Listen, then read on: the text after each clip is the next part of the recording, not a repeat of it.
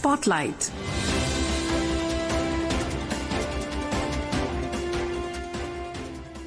This is Akashvani. In the program Spotlight, now we bring you a discussion on significance of World TB Day and India's progress towards TB elimination. The participants are Dr. Urvashi B. Singh, Deputy Director General, TB, Ministry of Health and Family Welfare, and Gaura Dhawanlal, Anchor. Hello and welcome to our program. Our conversation today with Professor Urvashi B. Singh, who's the DDG TB, Ministry of Health and Family Welfare, will be on the significance of World TB Day and steps taken for a TB Mukt Bharat. Professor Urvashi, welcome to the program. Thank you for having me on the air. We are looking forward to Professor Urvashi because, everybody knows and TB is a common test where a lot of other ailments are detected. The test for TB is done. I know we're wanting to very seriously go towards a TB Mukt Bharat. It has a simple treatment, but a treatment that requires perseverance, commitment, and continuance. So before we move on to all the details, just to understand from you, in terms of the progress we have made in the last few years in ensuring TB Mukt Bharat, what have been some highlights? The efforts done by the program have been immense. Over the past few years, the program officers, along with the experts across the country, have contributed a lot in designing the policy, how to deal with the scourge of TB. The issue that we face is the large numbers. So what has been done has been major efforts to strengthen first the diagnosis. So we have a network of diagnostic technology across the country, which includes the X-rays, which are initially used for screening, followed by a nucleic acid amplification test, which is the confirmatory test. So the nucleic acid amplification test, as you're aware, became commonplace during the times of COVID, when RT-PCR was used for diagnosis. So for TB, we've had the nucleic acid amplification test since the year 2011, when an international technology came in. India simultaneously, brought up its own Indian indigenous technology, which was at par with the international technology. And by now, we have worked hard. So we have battery-operated nucleic acid amplification tests available at the peripheral most level. At the PHC, we can diagnose using a globally acclaimed technology. So far, for diagnosis, we have a wonderful network of drugs distribution. Again, we follow the latest and the newest regimens, but we ensure that there is enough in-country evidence before we launch a new regimen for treatment. So, like I said, the experts and the program experts have contributed significantly towards deciding the policy and ensuring the best regimen available to our patients. In addition, the digital world is, everybody uses the digital fora nowadays. We have a commendable digital platform called Nikshay, which again no other country has, where the patients are reported in the periphery and anywhere we can actually see the progress of that patient, how frequently is the patient visiting the center for a follow-up, whether he's receiving the right treatment, whether he's improving on the treatment. All those parameters are entered by the National TB Program staff in the periphery, Right. And we can actually assess the progress of the patient. So these are few strengths the program has generated over the past few years. And in the recent campaign, we designed a new strategy where, in addition to patients who are coming to the program with symptoms of cough or fever, we are reaching out to the patients. We are doing active case finding. Science evidence-based strategy was designed to Right. reach out to the vulnerable groups. Absolutely. In fact, I think that's very valid because what I'm hearing you say that innovations which are crucial for TB elimination and offering faster and more accurate diagnostics and improved treatment regimens, so for better prevention, and all these strategies are well in place. And I think also there has been a decline in the percentage in the incidence rate of TB in India.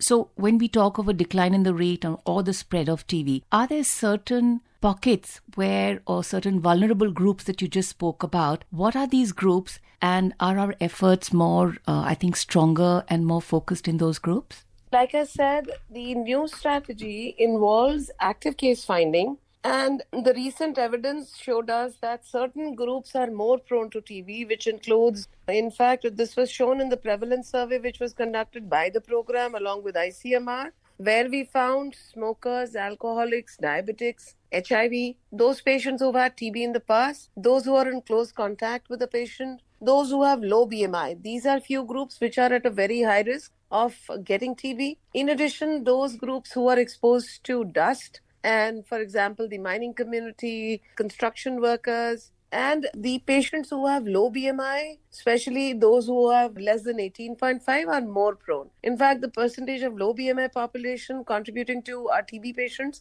in the NextShare portal comes to around 46%, meaning thereby these patients may not be aware that they have TB because the symptoms may be very subtle, or they may be having early stages of TB. So what we did was we set out to find these patients who may not be aware and to identify TB and also take care of their comorbid condition. So that was the effort, for which we use the screening technology of X-rays. In addition to our network of fixed X-rays across the country, we've also procured handheld X-rays in a good number to make a good network of handheld X-rays so that the door-to-door screening can be offered to all the vulnerable groups. And this effort has actually given us very good, the strategy has proved to be very useful. We are able to diagnose several asymptomatic patients. Right. Okay. Those who were not aware of their disease, but the screening followed by confirmation by NAT actually showed that they had the disease. That's actually very encouraging. In fact, there's a lot being done to create awareness, and you spoke about low BMI. People may not be aware also that they could have TB. How do you screen? How do you test?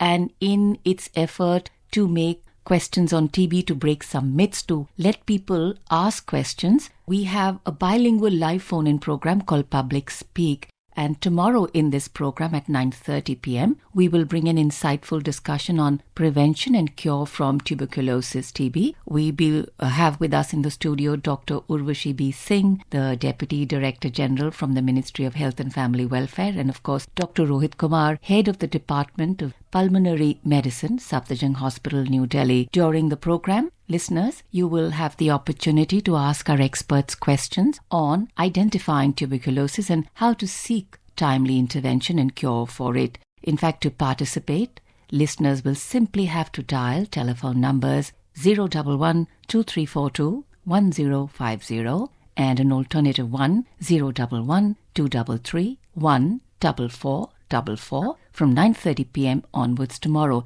In fact, there is another option. Alternatively, listeners can also send queries via WhatsApp to the number 9289094044 or post your questions on X with the hashtag AskAIR. Coming back to our discussion, Professor Urvashi, and of course, you will be in the program tomorrow. You will also be answering questions directly from the listeners, but also wanting to understand from you, you said that people can have recurrent TB can happen a second time, it can recur, and also the fact that the medicine has a protocol. So somewhere we can, if you can just emphasize why the protocol is important, why if there's a break in the dosage and the continuity of the medicine, how the treatment then takes another shape. A lot of research has gone into this globally. There is enough published evidence across the world which clearly shows that, if the regimen is not completely followed, not adhered completely, if in case treatment is not completed, there can be not only the recurrence of the disease, but also it could lead to MDR-TB, which is a much more complicated form of the disease. The disease could entry is through lungs.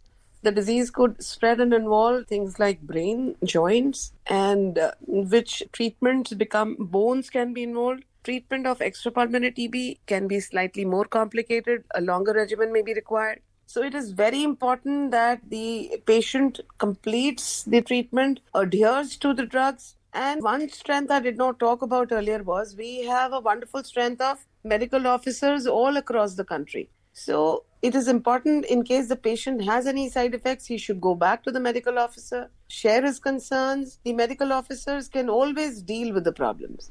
The regimens that we are using in the country are all scientific evidence-based, most successful regimens. So there is no issue with the regimens that we are using. Actually tested them in several research studies, and then only we have come up with these regimens. So in case patient has any side effects, he must approach the healthcare system and not ignore the side effects or not alter the drug, not even the dosage, without the knowledge of the treating physician. These are very important messages. I was earlier alluding to the lungs being the first site to get involved because this is an airborne illness transmitted through droplets, quite like COVID was transmitted. But this is more sinister in the sense even dry droplets, the droplet nuclei, can also transmit TB infection. If the patient's immunity is good, the infection can be resolved by the immune response. In case the patient's immune response is weak, as could be in old age, that was one group I did not mention earlier, there are higher chances of TB disease. And this is why our active case findings efforts were very important to diagnose disease early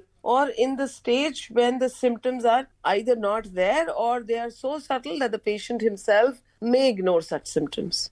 Right. So when we talk of somebody having TB, and there is also this, and I think then caregiving could be an issue. Some myths you might want to, break and share with the people that caregiving. Absolutely. Yeah. So the first and the foremost thing is this is a completely curable disease. There has been research again globally where clearly shown the moment you initiate the treatment, the patient becomes, so in a short while after starting treatment, the patient will become non-infectious. So what we in the program do is we guide the patient to take care so that he doesn't infect his family or his contacts. During the first few days, he has to observe some precautions. But after the first few days, the patient becomes completely non-infectious and can lead a normal life. In fact, he needs more support, psychosocial support to complete treatment, nutrition support, which will enhance his immune response to fight the disease. So instead of outcasting such patients, we should all be offering, in fact, this is where our Honorable PM brought in the Jan Bhagidari concept, and Jan Bhagidari will actually bring about the major difference, which is again our own country's culture, and it will help us reach the TB elimination. Absolutely. In fact, when you spoke of the MDR, which is the multi-drug resistant form of TB, am I right? And you're saying that this could be more serious. So please trust the diagnosis. Don't play around with the treatment. Trust the medical officer. And if there's a break, don't hesitate. Don't let it go. Go back. It's a simple treatment. It's curable, what you said.